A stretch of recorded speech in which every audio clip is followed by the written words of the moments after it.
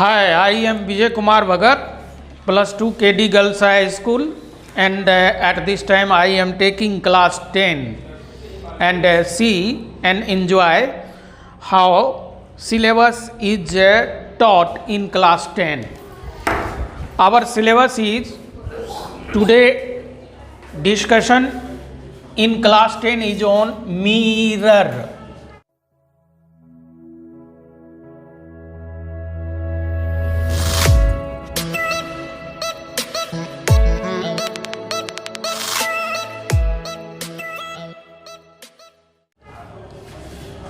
Mirror. In Hindi, this is called दर्पण. लगभग सभी लोग दर्पण के बारे में जानते हैं. देहात में इनको आईना बोला जाता है. और मिरर, दर्पण जो होता है, आईना होता है क्या? सबसे पहले अगर ये किसी को पूछ दिया जाए तो बड़ा डिफ़िकल्ट है उसको डिफाइन करके, परिभाषित करके बताना. किसी से भी आप पूछें कि मिरर क्या होता है, दर्पण क्या होता है, समझता सभी है. लेकिन मिरर, दर्पण होता क्या है, तो चलिए हम आपको बताने जा रहे हैं मिरर होता क्या है. कोई भी मिरर आप समतल दर्पण लीजिए, प्लेन मिरर, गोलीय दर्पण लीजिए, स्फेरिकल मिरर, अवतल दर्पण लीजिए, कनकेव मिरर, उत्तल दर्पण लीजिए, कन्वेक्स मिरर, परवलयीय दर्पण लीजिए, पैराबोलिक मिरर, कोई भी तरह का मिरर लीजिए आप. Mirror bye regular reflection. Regular reflection का हिंदी होता है नियमित परावर्तन के द्वारा प्रतिबिंब बनाता है. अगर प्रतिबिंब वो परावर्तन के द्वारा नहीं बना पाया तो उसको मिरर नहीं कहेंगे. मिरर कहेंगे किनको? अगर मान लीजिए आपके घर में नई थाली, लोटा स्टील का खरीद के लाते हैं और उसमें आप अपना चेहरा देख लेते हैं, तो इसका मतलब उस समय में वो मिरर है. जब 2-4 दिन खाने के बाद उसको मजाई करते हैं, इनके बाद उनका शाइनिंग, चमक चली जाती है. अब उसमें आप अपना चेहरा नहीं देख सकते, तो वो दर्पण नहीं है. लेकिन जिस दिन आप खरीद के लाए थे, जिस दिन बिल्कुल न्यू था, उस दिन वो दर्पण है. तो मिरर दर्पण के लिए ये माइंड में बिठा लेना कि दर्पण और मिरर ग्लास का ही बना होता है, शीशा का बना होता है, ऐसा कुछ नहीं है. लेकिन हम लोग घर में दर्पण शीशा का ही बना हुआ यूज करते हैं. इसी के लिए लोगों के मन में ये बात बैठ जाता है कि दर्पण शीशे का ही होता है. अब हम मिरर को फिर से डिफाइन करने जा रहे हैं. आप सुनने वाले उनको समझ ही गए होंगे कि मिरर, दर्पण होता क्या है. तो the surface that forms the image of an object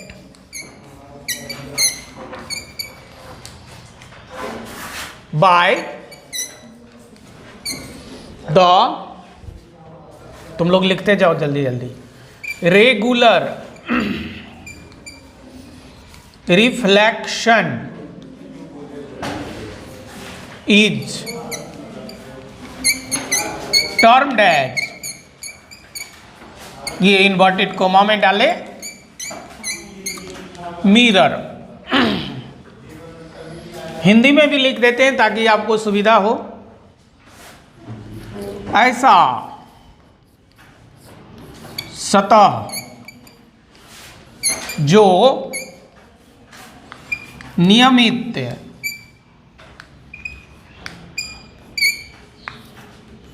परावर्तन के द्वारा किसी वस्तु का प्रतिबिंब में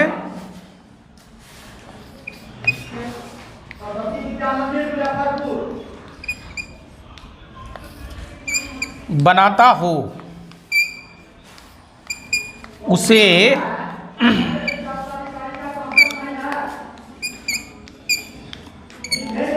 दर्पण कहते हैं।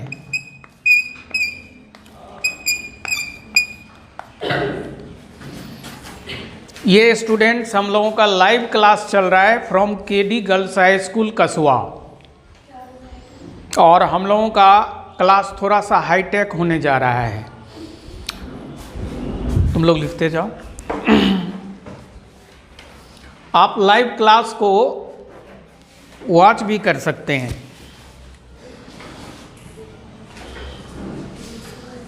देखिए कितनी सिंसियरली बच्चियां लोग यहाँ पे पढ़ रही है। ये कसवा केडी गर्ल्स हाई स्कूल है।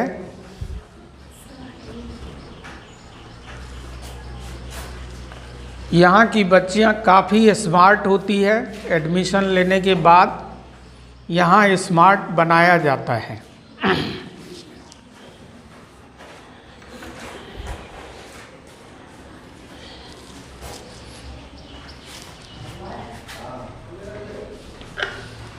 ठीक है, अब 2 लेक्चर बन जाएगा।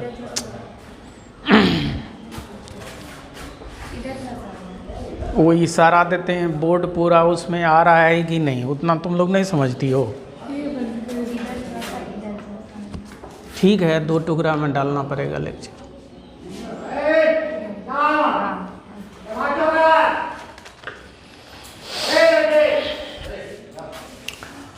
तो व्यूअर्स वीडियो को पॉज करके इनको नोट कर लें।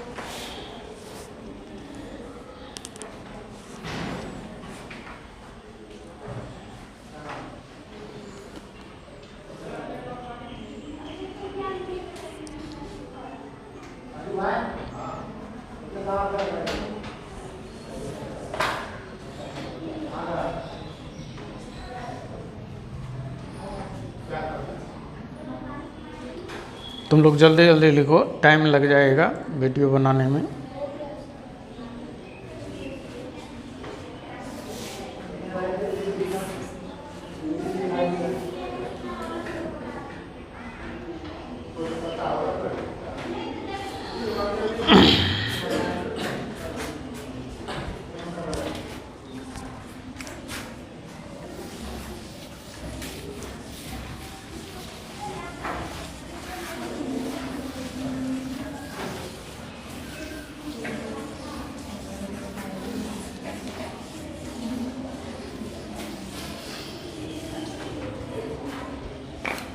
अब सवाल ये आता है कि मिरर एंड दर्पण के कितने प्रकार होते हैं। मुख्यतः हर एक किताब लिखता है कि उनका 2 प्रकार हैं, एक समतल दर्पण, एक गोलीय दर्पण। लेकिन प्रकार में 2 मुख्यतः है जो हम लोग व्यवहार में लाते हैं, लेकिन ज़रूरी नहीं है कि 2 ही प्रकार हो। जैसे एक उदाहरण मैं दे रहा हूँ, हमने ऐसे एक ग्लास का टुकड़ा लिया और उनके बैक में ऐसे सिल्वर्ड कर दिया। सिल्वर्ड करना मतलब समझते हैं, पीछे ऐसे पॉलिश कर दिया, तो ये मिरर हो गया। अब इनको क्या कोई गोलीय दर्पण बोल सकता है? ये क्या कोई गोला का भाग है? देखिए तो इसको अगर हम कंप्लीट करें तो ये क्या गोला है? जी नहीं, ये अंडाकार शेप है और इनको बोलते हैं ओवल। तो ये मिरर का नाम क्या होगा? परवलये, परवलये।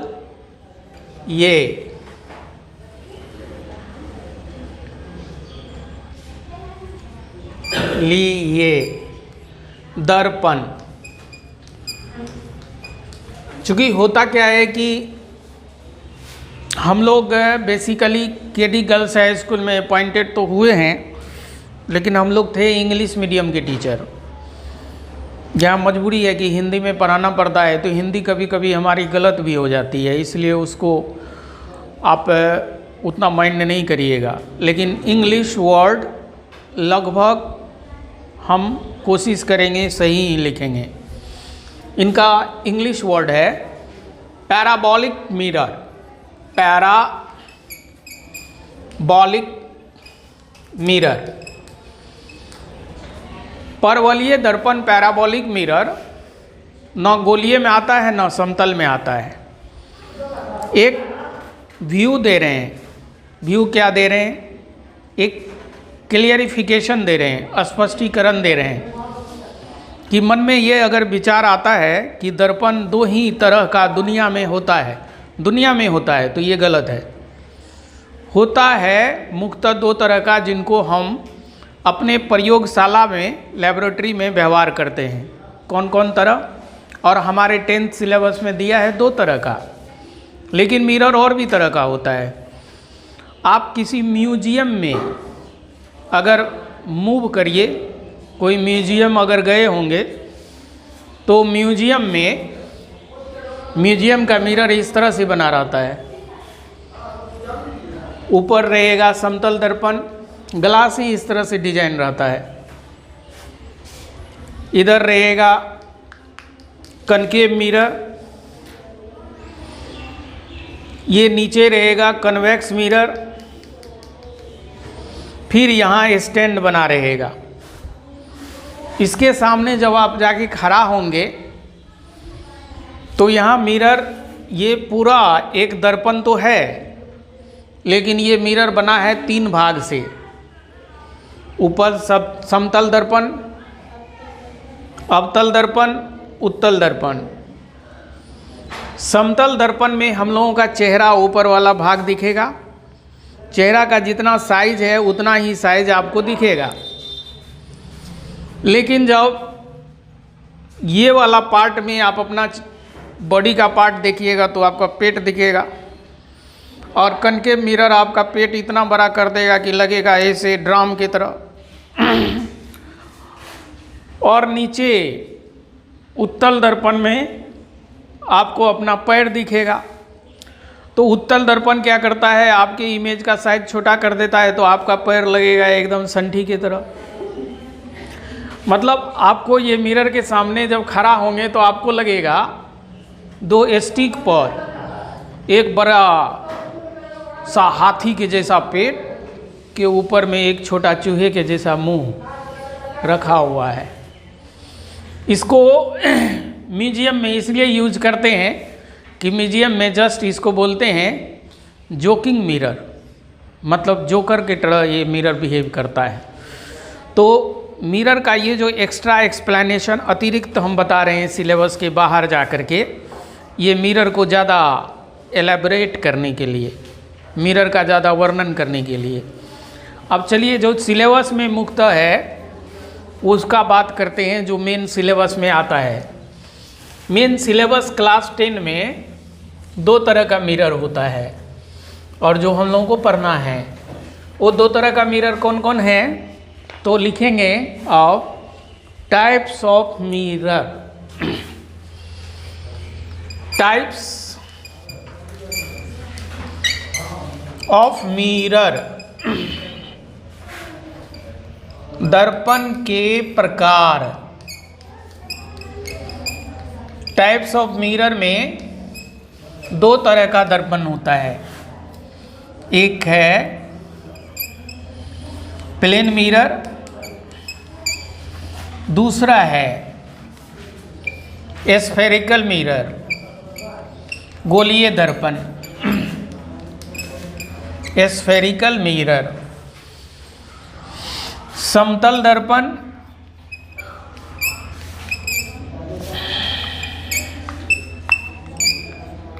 दर्पण और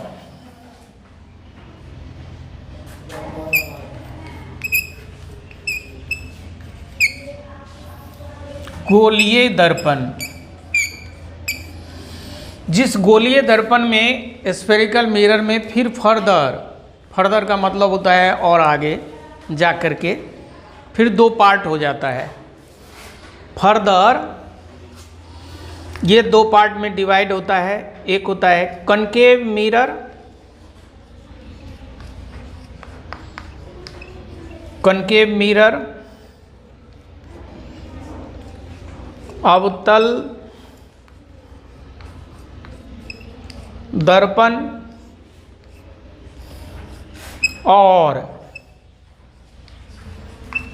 कॉन्वेक्स मिरर,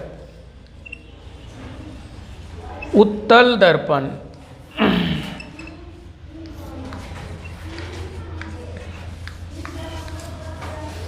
ये है।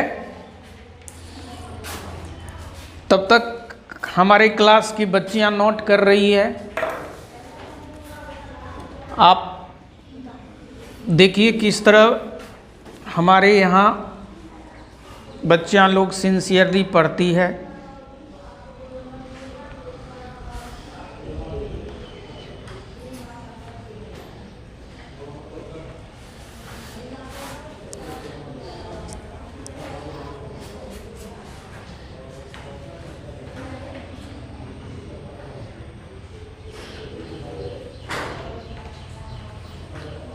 वेल डेकोरेटेड क्लासरूम के अंदर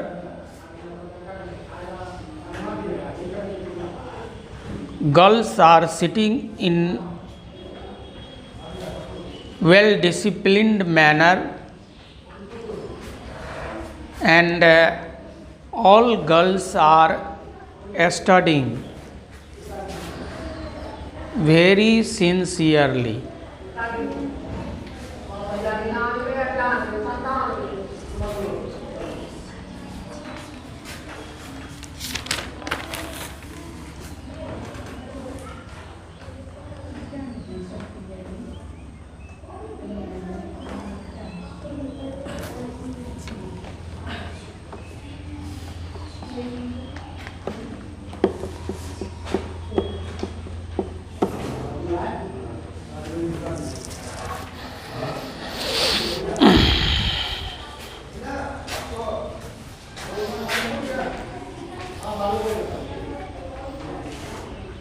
हटाएं इनको।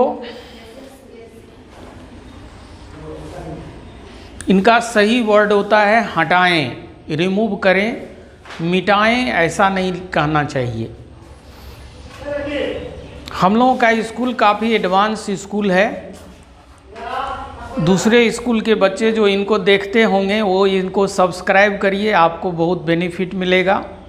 मैं सच बता रहा हूँ। यहाँ पे हमारे यहाँ वर्ड सब एकदम चुन चुन के रखा जाता है, चिड़िया की तरह, दाने की तरह चुन चुन के रखते हैं। ये नहीं मिटा दियो रे जी, नहीं, हटाएं। Can we remove these words written on the board? देखिए लड़के यहाँ सब कैसे बोलेगी। Can we remove the written on the boards?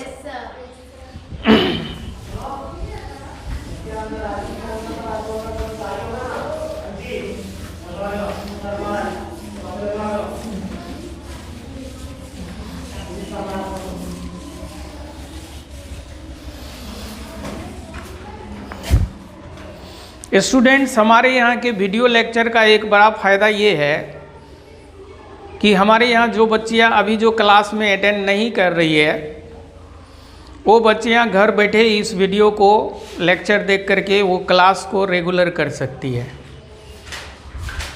ये एक बड़ा बेनिफिट है।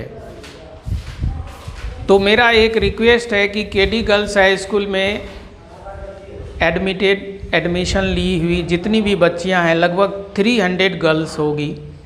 आई एक्सपेक्ट, उम्मीद करता हूँ वो all the 300 girls should watch this video to take the benefit. Next क्या है, इमेज फॉर्मेशन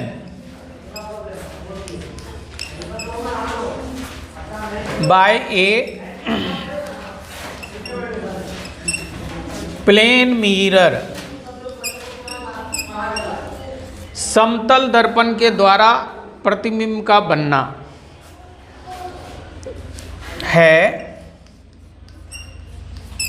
समतल दर्पण के द्वारा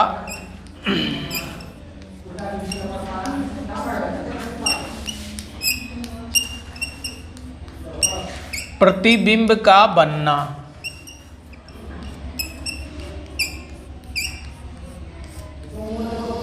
इनको यूजुअली सामान्यतः हम लोग रे डायग्राम में दिखाएंगे। एक ऐसे लाइन लिए और इनके बैक में जो ऐसे डैश करके दिखा रहे हैं, ये डैशिंग इसलिए दिखाया जाता है कि डैशिंग का मतलब होता है कि मिरर के पीछे पॉलिश किया। पॉलिश जनरली हम लोग सिल्वर से करते हैं। सिल्वर काफ़ी चमकीला मेटल होता है। पहले सिल्वर पेंट करके फिर उसको प्रोटेक्ट करने, सुरक्षित रखने के लिए ऊपर उसके ऊपर ब्राउन कलर का, भूरा कलर का पेंट कर देते हैं। जो आप लोग अपना घर में भी प्लेन मिरर देखेंगे तो प्लेन मिरर के पीछे ब्राउन कलर का पेंट मिलेगा, लेकिन पूरा का पूरा वो ब्राउन नहीं होता है। पहले क्या करते हैं, मिरर बनाने के लिए एक ग्लास का प्लेट लेते हैं। ग्लास का प्लेट जिसमें आर पार दिखे, और आर पार दिखने वाले ग्लास प्लेट के पीछे सिल्वर समझते हैं, चांदी जो काफ़ी चमकीला है, उसका घोल लेके ब्रश से ऐसे पेंट कर देते हैं। और पतला पेंट करने के बाद तब उनके ऊपर ब्राउन कलर का पेंट जो मार्केट में मिलता है। अभी हमारे स्कूल में भी डेस्क बेंच ब्राउन कलर से ही पेंटेड है, उनसे पेंट कर देते हैं। क्यों वो जो सिल्वर वाला पार्ट है उसको प्रोटेक्ट करने, सुरक्षित रखने के लिए, ताकि बाहर से कभी उस पर हाथ लग जाए, कभी पिन लग जाए, कभी और कुछ लग जाए तो उनके कारण वो सिल्वर का जो पेंट है वो झड़ नहीं जाए, रिमूव नहीं हो जाए, अलग नहीं हो जाए, उसीलिए। और इसको तब हम लोग इंग्लिश में नाम देने लगते हैं polished surface.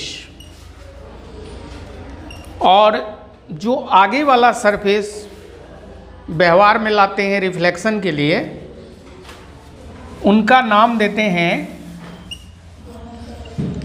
Reflecting surface. Reflecting surface का हिंदी होता है परावर्तक सतह, जो आगे व्यवहार में लाते हैं।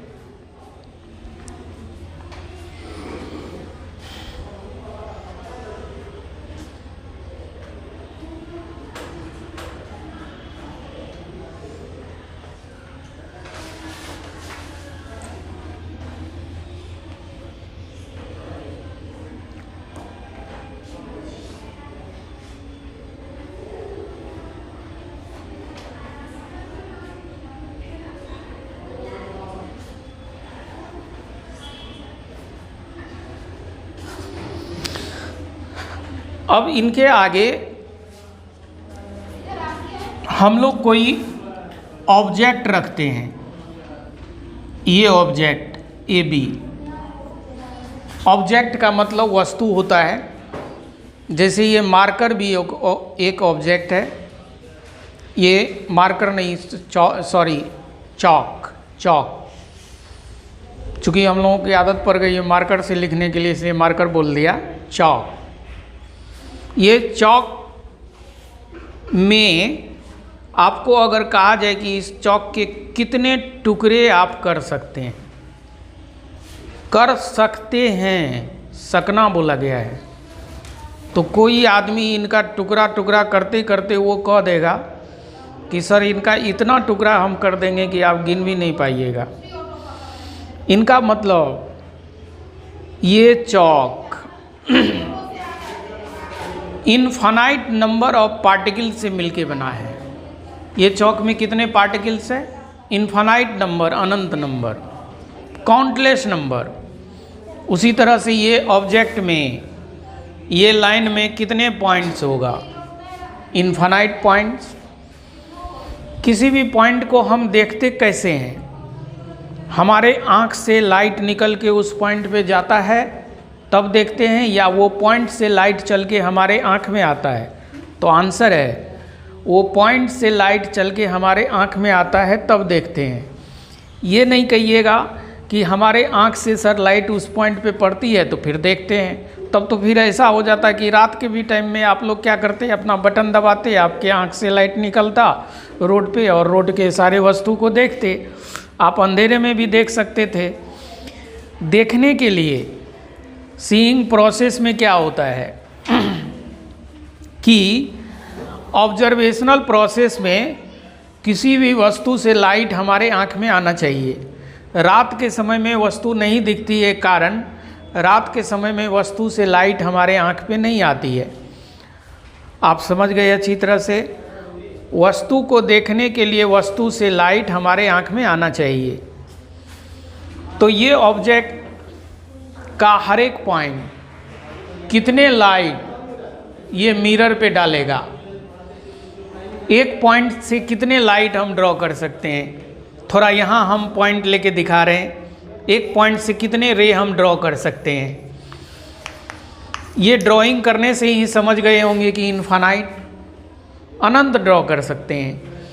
तो क्या किसी स्टडी में अगर हम लोग अनंत हर हमेशा इनफाइनाइट रेज ड्रॉ करें तो पॉसिबल है? ये इनफाइनाइट रेज के ड्रॉ करने के लिए टाइम भी इनफाइनाइट चाहिए, ज़िंदगी भी इनफाइनाइट चाहिए, और वैसा संभव नहीं है प्रैक्टिकली। इसी लेकर के हर एक चीज़ का लोग सिंपल वे ढूंढता है। जैसे आप लोग भी कैसे सिंपल वे ढूंढते हैं कि मैट्रिक का बोर्ड का एग्ज़ाम हो, क्वेश्चन पेपर सर दे दें और फिर सर उनके साथ साथ आंसर पेपर भी दे दें और हम उनको लिख लें, और उससे भी अच्छा हो कि लिखवाने के लिए कोई आदमी मंगवा दें और फिर वो आदमी लिख दे, और फिर हमारे हाथ में सर्टिफिकेट आ जाए और हम मैट्रिक फर्स्ट डिवीज़न कर जाएं। ऐसा सोचते होंगे कि नहीं? जनरली लोग सोचता है कि सिंपलेस्ट वे क्या होता है। तो एक ऑब्जेक्ट का इमेज बनाने का सबसे सिंपलेस्ट वे मैं बताने जा रहा हूँ, जो बुक भी बताता है। हम भी बुक से ही पढ़ के आपको बता रहे हैं। आई एम नॉट साइंटिस्ट, मैं न्यूटन नहीं हूँ, मैं अपने को मानते हूँ। Newton was a great person, Newton uncle was a great person. Newton uncle बहुत बड़े आदमी थे, उनके सामने हम कुछ नहीं हैं। तो ये टॉप पॉइंट से, ऑब्जेक्ट के टॉप पॉइंट से एक रे ऐसे डालेंगे नॉर्मली। बताइए, जो रे नॉर्मली मिरर पे आएगा वो रे लौटेगा कैसे? नॉर्मली। ये एरो इंडिकेट करना है इनकमिंग, और ये एरो इंडिकेट कर रहा है आउटगोइंग रे। एक रे ऐसे तिरछा ड्रॉ कर रहे हैं। तिरछा रे को समझने के लिए, रिफ्लेक्शन, इनका परावर्तन को समझने के लिए, ये जहाँ इंसिडेंट हुआ है उस इंसिडेंट का नाम होता है पॉइंट ऑफ इंसिडेंस, आपतन बिंदु। पॉइंट ऑफ इंसिडेंस पे एक नॉर्मल ड्रॉ करेंगे। परावर्तन का नियम हर एक बच्चे को पता है। आपतन का कोण परावर्तन के कोण के बराबर होता है। जितने कोण पे ये आपतित हुआ उतने कोण पे ये परावर्तित होगा। परावर्तित होने में ये रिफ्लेक्शन होगा। अब ये दोनों रे की बात करना है, ये रे और ये रे दोनों रिफ्लेक्टेड रे कैसा है, डाइवर्जिंग, आगे जाने से फैलेगा। और आगे जाने से फैलेगा तो जब हमारे आँख में फैलता हुआ रे, ऐसे याद रखिए, फैलता हुआ रे हमारे आँख में आएगा तो हमारे आँख को फीलिंग होगा, महसूस होगा, इमेज कैसा है, वर्चुअल। और अगर हमारे आँख में ऐसे सिकुड़ता हुआ कन्वर्जेंट बीम आएगा तो हमारे आँख को फीलिंग होगा, इमेज कैसा है, real. Real and virtual image का पहचानने का मन के अंदर सबसे आसान तरीका, किताब में क्या लिखा है उस पर मत जाइए, हमारी बात हम जो आपको इजी वर्जन में समझा रहे हैं उस पे आइए। अगर आपके आँख में कैसा बीम आ रहा है, डाइवर्जिंग बीम आ रहा है, ये दोनों बीम कैसा है, डाइवर्जिंग, तो आपके आँख को फीलिंग होगा। आँख को नहीं फीलिंग होता है, फीलिंग ब्रेन में होती है। आँख ब्रेन को देगा इन्फॉर्मेशन, ब्रेन के अंदर फीलिंग आएगी। फीलिंग क्या कि ये रे इस वाला वर्चुअल इंटरसेक्शन से आ रही है, इसलिए हम लोग बोलेंगे कि इनका इमेज यहाँ बन गया, ए डैश बी डैश। इस इमेज का नाम देंगे वर्चुअल इमेज, आभासी प्रतिबिंब।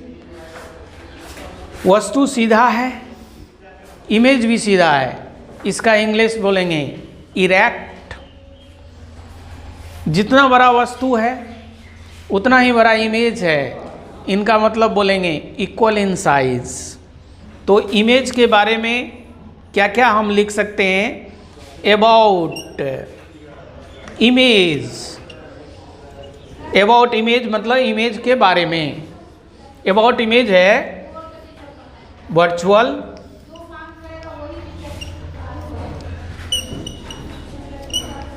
Erect, equal in size. तो डियर स्टूडेंट्स जल्दी से इनको नोट करें।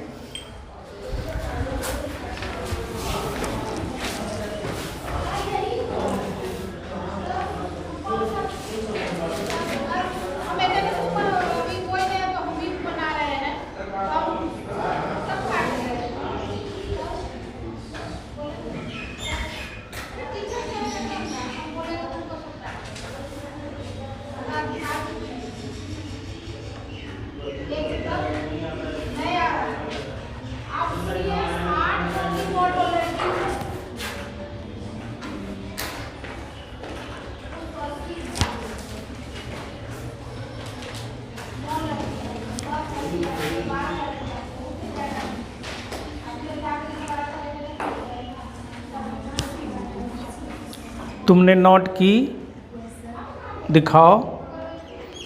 इनके पेरेंट्स इनके वीडियो को ज़रूर देखें, ये बच्ची शायद नोट नहीं की है। दिखाओ कहाँ नोट की हो।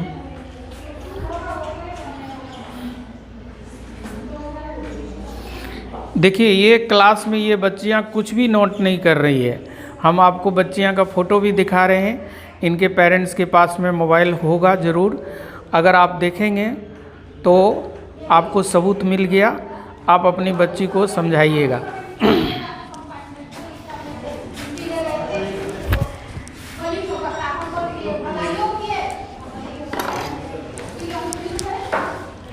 इनके पड़ोस के भी लोग देखिएगा ये स्कूल क्यों आती है,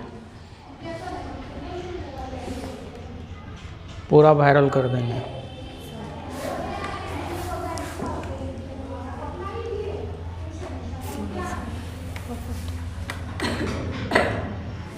ठीक।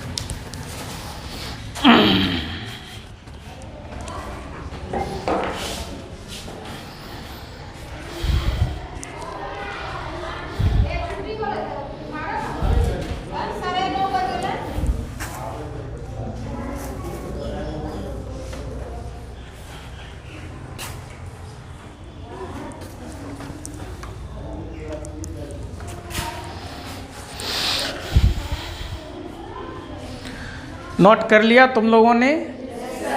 शुड बी रिमूव हमें हटाना चाहिए इसको,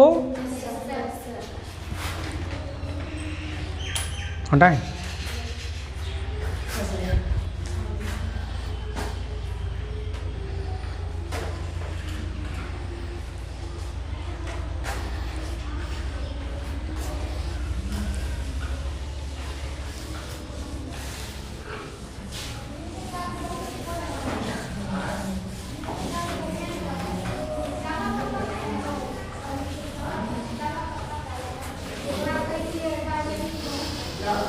अब प्लेन मिरर समतल दर्पण के बारे में मैं एक बहुत ही अजूबा बात बताने जा रहा हूँ।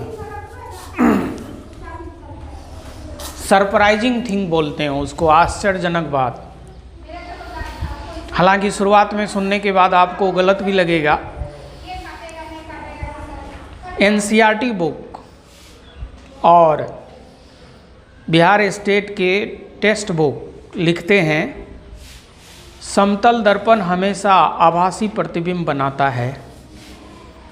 ये एक गलत स्टेटमेंट है। मैं ये नहीं कह रहा हूँ कि मैं एक साइंटिस्ट होने के नाते बोल रहा हूँ। मैं पहले भी बता दिया, न्यूटन अंकल वाज ग्रेट, हम उनके सामने कुछ नहीं हैं। लेकिन दो ऐसे राइटर हैं जिनके किताब में मैंने पढ़ा है कि समतल दर्पण वास्तविक प्रतिबिंब भी बनाता है, याद रहे। और वो है, राइटर का नाम भी मैं बताने जा रहा हूँ, Nelson Parker and GC Agarwal लिखते हैं। हम बना के भी दिखा रहे हैं। A plane mirror can form real image. एक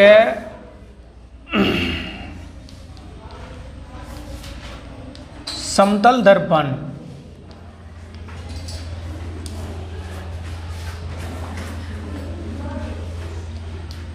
वास्तविक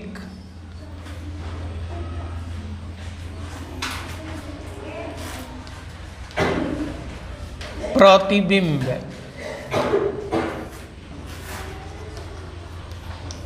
बना सकता है। इनको हम बना के भी दिखा रहे हैं। जैसे ये एक प्लेन मिरर है,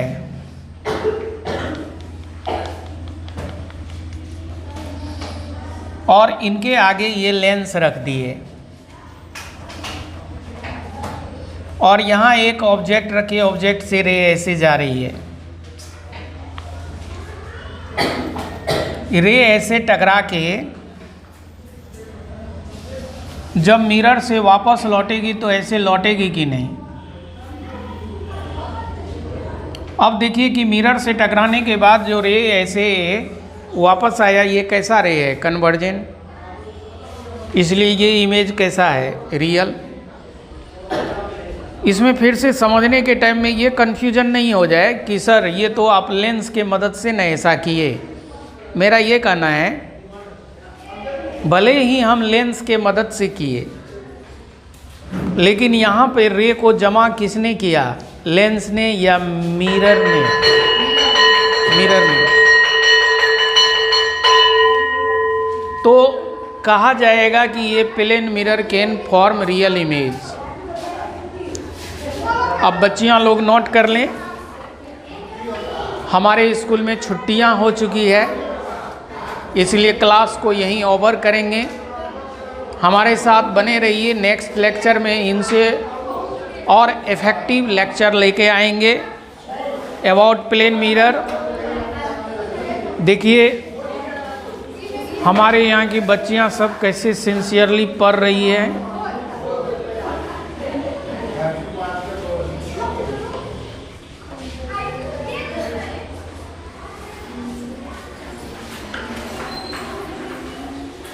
So then, thank you, bye bye, best of luck.